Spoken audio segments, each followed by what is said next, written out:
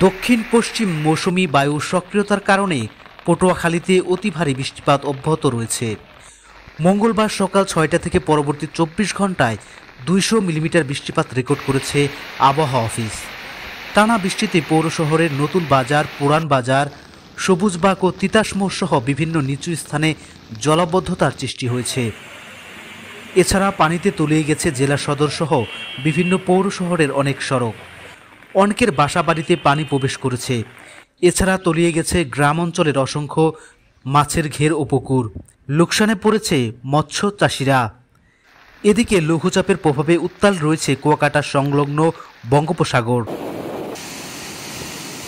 তীরে আশ্রয় পড়ছে বড় বড় ঢেউ। উপকূলীয় এলাকা দিয়ে যে কোনো সময় ঝোড়ো হাওয়া বয়ে যেতে পারে। তাই পটুয়াখালীর পায়রা সহ দেশের সকল সমুদ্র বন্দরকে ৩ নম্বর স্থানীয় সংকেত দেখিয়ে যেতে বলা হয়েছে। মাছ ধরার ট্রলার সমূহকে নিরাপদ আশ্রয়ে থাকতে বলা হয়েছে। এছাড়া পটুয়াখালী, বরিশাল, খুলনা, কুমিল্লা, নোয়াখালী, চট্টগ্রাম ও কক্সবাজার অঞ্চলে দক্ষিণ পূর্ব দিক থেকে ৬০ কিলোমিটার বেগে ঝোড়ো হাওয়া বয়ে যাওয়ার শঙ্কায় এসব নদীবন্দর সমূহকে দুপুর ১টা পর্যন্ত ১ নম্বর সতর্ক সংকেত দেখিয়ে যেতে বলা হয়েছে। স্বাধীনতা টেলিভিশন নিউজ ডেস্ক।